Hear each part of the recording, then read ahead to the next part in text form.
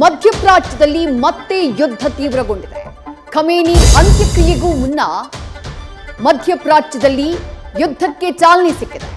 ದಕ್ಷಿಣ ಬಂದರುಗಳು, military ನೆಲೆಗಳನ್ನೇ Trump army ಪುಡಿಗಡ್ತಾ ಇದೆ.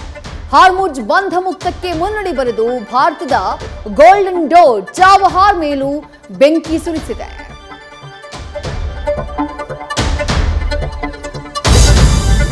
ರಾಜ್ಯದ ಹಸಿರ ಬೆಟ್ಟಕ್ಕೆ ವರುಣ ಜಲ ಶೃಂಗಾರ ಮಾಡ್ತಿದ್ದಾನೆ. ಮಲೆನಾಡಲ್ಲಿ ಮಳೆ ಶ್ರುತಿ ಹಿಡಿದಿದ್ರೆ ಕಾಫಿ ನಾಡಿನ ಹೆಬ್ಬೆ ಫಾಲ್ಸ್ ಕಂಗಳಿಗೆ ಹಬ್ಬ ನೀಡ್ತಾ ಇದೆ. ಖಾನಾಪುರದ ಜಲಕನ್ಯೆಯರ ನೃತ್ಯ ವೈಭವ ಮುದ ಕೊಡ್ತಿದೆ. ಬೆಳಗಾವಿಯಲ್ಲಿ ಕೃಷ್ಣೆಯ ಆರ್ಭಟಕ್ಕೆ 10 ಸೇತುವೆಗಳು ಮುಳುಗಡೆಯಾಗಿದ್ರೆ ಕೊಡಗಿನಲ್ಲಿ ಮರಗಳು ಮರಣಾಘಾತವನ್ನ ನೀಡ್ತಾ ಇವೆ. ಕೊಡಗಿನಲ್ಲಿ ವರ್ಷಧಾರೆಯಾಗ್ತಾ ಇದೆ. ಕಾವೇರಿ ಜಲಾನಯನ ಪ್ರದೇಶದಲ್ಲಿ ನವ ಚೈತನ್ಯ ಬಂದ್ಬಿಟ್ಟಿದೆ. ತುಂಗಭದ್ರೆಗೂ ಒಳಹರಿವು ಹೆಚ್ಚಳವಾಗಿದೆ.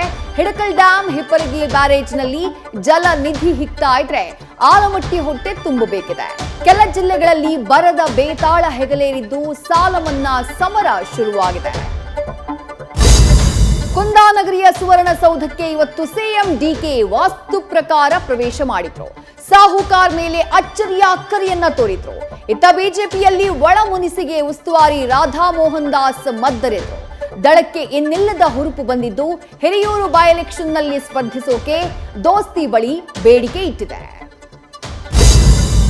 ಉತ್ತರ ಕನ್ನಡದ ಹೆದ್ದಾರಿಯಲ್ಲಿ ಭೀಕರ ಅಪಘಾತ ಸಂಭವಿಸಿದೆ. ಗೋಕರ್ಣ ಪ್ರವಾಸಕ್ಕೆ ಹೋಗ್ತಾ ಇದ್ದ ಕ್ರೂಸರ್ ಅಪ್ಪಚ್ಚಿಯಾಗಿದೆ.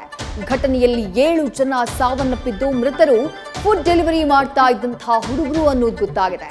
ಆಸ್ಪತ್ರೆಯಲ್ಲಿ ಬದುಕುಳಿದವರ ನರಳಾಟ ಕಾಣಿಸ್ತಾ ಇದ್ರೆ ಕುಟುಂಬಸ್ಥರ ಆಕ್ರಂದನ ಮುಗಿಲು ಮುಟ್ಟಿದೆ. ನ್ಯೂಸ್ ಫಸ್ಟ್ ನಿರ್ಭೀತಿಯಿಂದ ನಿಮ್ಮ ಪರವಾಗಿ.